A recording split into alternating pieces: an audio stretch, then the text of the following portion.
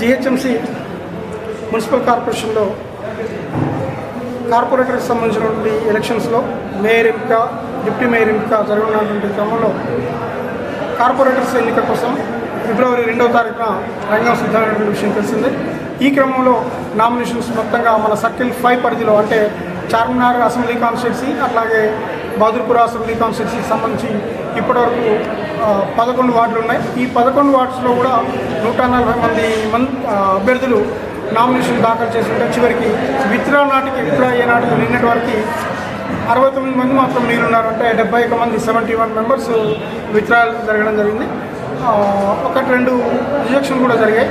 టోటల్గా ప్రజెంట్గా ఇప్పుడు రిజెక్షన్ పేరు ఏమున్నది?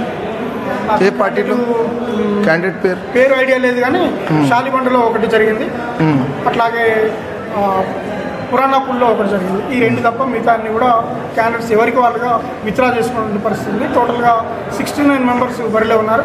వాళ్ళందరికీ ఎక్స్పెండిచర్ ఎట్లా ఉంటుంది? ఒక్కో క్యాండిడేట్కి ఎలక్షన్ కమిషన్ 5 లక్షల రూపాయల వరకు ఖర్చు పెట్టవచ్చని నిబంధన విధించింది. దాన్ని ఖర్చు పెట్టుకునే విధానంలో వీళ్ళ ప్రాసెసింగ్లో కానీ, ప్రచారంలో కానీ, ర్యాలీలో కానీ ఏ వెహికల్స్ యూజ్ చేస్తారు, ఏ వెహికల్కి ఎవరు పర్మిషన్ ఇవ్వాలనే దాని మీద క్లియర్గా వాళ్ళకి ఎక్స్ప్లెయిన్ చేయడం జరిగింది. క్యాండిడేట్ తిరిగే వెహికల్ కోసం అయితే డిప్యూటీ కమిషన్ లెవెల్లో నా లెవెల్లోనే పర్మిషన్ ఇవ్వడం జరుగుతుంది ప్రతి క్యాండిడేట్ కూడా, ప్రతి అభ్యర్థి కూడా. అట్లాగే ర్యాలీస్ కానీ, బహిరంగ సభలు కానీ ఏమైనా జరిగితే పోలీస్ పర్మిషన్, డీసీపీ గారి పర్మిషన్ తీసుకోవాల్సి ఉంటుంది. డీసీపీ గారి పర్మిషన్ తీసుకున్న మరుక్షణం మాకు కాపీ వస్తుంది. దాన్ని మేము మా సర్వైలెన్స్ టీమ్ని, వీడియోగ్రాఫర్స్ టీమ్ని అందరినీ పంపించి అక్కడ తీసినటువంటి విజువల్స్ని ఏవైతే ఉంటాయో వాటన్నిటిని అబ్జర్వ్ చేసిన తర్వాత ఏ క్యాండిడేట్ ఎన్ని పర్మిషన్ తీసుకున్నాడు, ఎన్ని వెహికల్స్ పర్మిషన్ తీసుకున్నాడు, ఇంకా అదనంగా ఎన్ని వెహికల్స్ యూజ్ చేశాడు, ఈ వెహికల్స్ని యూజ్ చేసిన క్రమంలో ఎన్నింటిని అదనంగా యూజ్ చేశాడు, వాటికి రోజుకు వచ్చేటువంటి ఎలక్షన్ కమిషన్ నిబంధనల ప్రకారంగా రోజు ఖర్చు అంతా కౌంట్ చేసి దాని మొత్తాన్ని కన్సర్న్ క్యాండిడేట్ యొక్క ఎక్స్పెండిచర్లో వేయడం జరుగుతుందని వాళ్ళకి చాలా క్లియర్గా చెప్పారు. ఒక్క ప్రశ్న, అది రోడ్ మీద నార్మల్ పర్సన్స్ కూడా వెళ్తారు కదా సార్, అట్లా అది ఎట్లా కౌంట్ చేస్తారు మీరు? రోడ్డు మీద వెళ్ళే నార్మల్ పర్సన్స్, స్ట్రేంజర్స్ మన ర్యాలీలో ఎప్పుడు పార్టిసిపేట్ చేయరు, వీళ్ళ ర్యాలీలో పార్టిసిపేట్ చేయరు. అది మనం 1-2 సార్లు వీడియోను చూస్తే క్లారిటీ వచ్చేస్తుంది. దాని మీద పెద్ద ఇబ్బంది కలగాల్సింది కాదు. స్ట్రేంజర్ను ర్యాలీలో వెళ్ళే వాళ్ళను ఐడెంటిఫై చేయలేనంతగా మనం మీరు ఉండలేరు, మేము ఉండలేము. అది ఇబ్బంది కానే కాదు. Okay sir.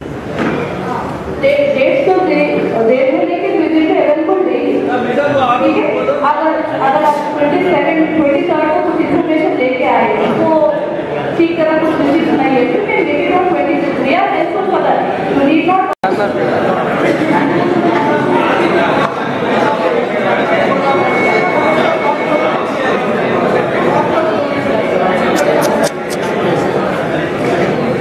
Mobile phone recording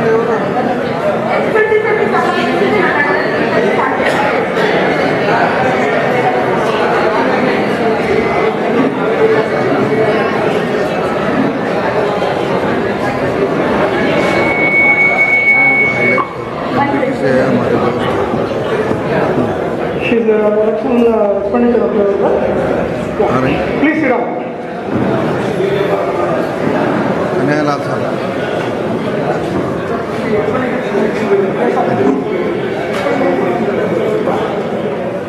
జరిగిందంటే 23, 24, 25 తారీఖు వరకు ఈరోజు అప్లై చేసుకున్నాం చూడండి. ఆ తర్వాత మళ్ళీ 3 రోజులకు సంబంధించిన అవన్నీ సెట్ చేస్తే బాగుంటుంది. ఇది చాలా ఇంపార్టెంట్ అని చెప్పేసి మేము మన అధికారులు తీసుకొస్తాం. ఈ పార్టీ వేగపరాలి కాంట్రాక్టర్గా వాళ్ళు చేసిన మీ నాగేశ్వర నా పేరు.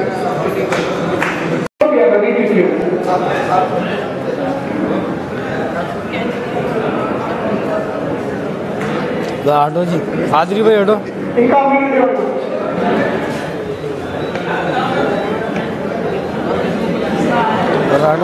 आटो जी पूछो भाई अरे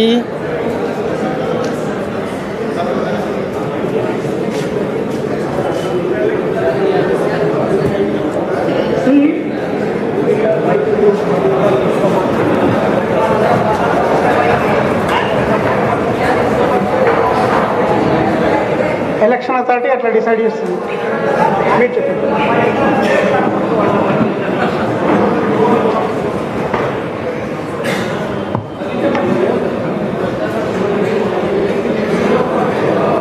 అది ఎలక్షన్ కమిషన్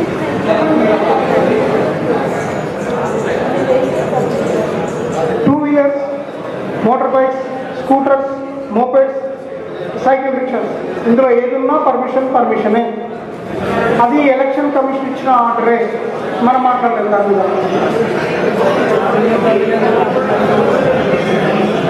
నేనేమంటున్నా, అది మీ దగ్గర ఉన్న అకార్డింగ్ టు ఎలక్షన్ కమిషన్ వాళ్ళు క్లియర్గా మెన్షన్ చేసి ఇచ్చారు. మన దాని మీద ఆర్టికల్ చూసుకునే కాదు, ఎలక్షన్ కమిషన్ ఇచ్చినా పాటించాల్సిందే. అదే పడుతుంది.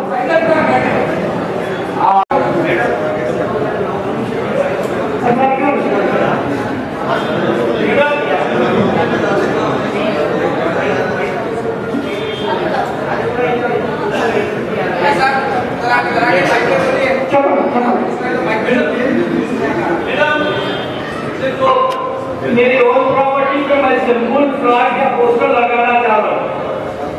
मैं क्योंकि वो एक्सपेंडिचर में आता है और कैंडिडेट के नाम से हो जाता है। अगर आप पूरे आरोप को कहते कि नो ऑब्जेक्शन लेके वो परमिशन दे दे तो हम सिंपल लगा देंगे, नहीं तो पुलिस वाले आकर सिंपल निकाल देते। क्यों लगाए बगैर परमिशन? तो आप ये क्लियर कर दे कि नो ऑब्जेक्शन आरोप लेके हमें परमिशन दे दे ताकि हम सिंपल बैनर जो भी लगाना है वो हमारी प्रॉपर्टी में लगेंगे, गवर्नमेंट की प्रॉपर्टी में। अक्सर क्या होता है, पुलिस वाले जब रोड पे निकलते हैं तो पूरा निकाल देंगे, क्योंकि एक्सपेंडिचर पूरा कैंडिडेट के नाम पे आता है। जो भी आप डिसाइड करो वो कैंडिडेट के नाम पे जमा हो जाएगा। लेकिन आप परमिशन देने के बाद पुलिस वाले बोलते हैं इसका परमिशन डिपार्टमेंट होता है।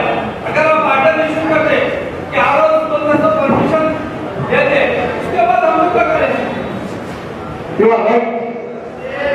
If the property belongs to the private persons, you take from clear authorities और वो से देना, उनका जो ओनर है मालिक है उनका लेना, लेने के बाद आप लगाने के बाद प्रॉब्लम नहीं है। गवर्नमेंट का जो भी चीज है, गवर्नमेंट का पिलर है, पोल है, उसमें है तो म्युनिसिपल द्वारा के हमारा संपर्क म्युनिसिपल द्वारा किए गए। बिल्कुल सही है साहब, लेकिन परमिशन देने के आरोप देने के बाद भी कई पुलिस वाले No, you take see, it's only your presumption. It's only presumption. We are not doing like that. If that is there, we will take action. आरोप तो कह दीजिए मैडम के परमिशन इशू करो, इलेक्शन पीरियड कम है। आपका सवाल का जवाब जो है, आपके प्राइवेट प्रॉपर्टी पे या किसी के प्राइवेट प्रॉपर्टी से घर के ओनर से नो ऑब्जेक्शन सर्टिफिकेट लेके आरोप का नो ऑब्जेक्शन लेने के बाद पुलिस वालों को मतलब नहीं है, इन्फोर्समेंट टीम बोला, पुलिस को मतलब सुनो मेरी बात सुनिए, मेरी बात, एक इन्फोर्समेंट टीम है, वो इन्फोर्समेंट टीम का इंचार्ज सिविल ऑफिसर है। सिविल ऑफिसर के नीचे पुलिस की टीम 4 लोग है, वीडियोग्राफर है, पुलिस वाला नहीं निकालता। इन्फोर्समेंट ऑफिसर बोलता वो निकाल दो तो निकाल दे दो, ये अच्छी बात तो समझ में आया। पार्टी मात्र इलेक्शन हमको क्या दुश्मनी है किसी से? ये दुश्मनी किसी से भी नहीं है, मगर अक्सर होता है। आने ऐसा नहीं होता, आपको मालूम है उसमें एक स्पेशल आपको नहीं मालूम है, मालूम है साहब, आपको मालूम है, और बात नोट कर लो, उसका इंचार्ज एक सिविल ऑफिसर रहता है from civil department, is an executive officer having executive powers. उसके ऑर्डर से पुलिस वाले उसके साथ टीम में रहते मेंबर। सर ये नो ऑब्जेक्शन सर्टिफिकेट सबमिशन करने के बाद परमिशन कितने दिन में मिलेगा? सब 3 दिन लग जाते हैं।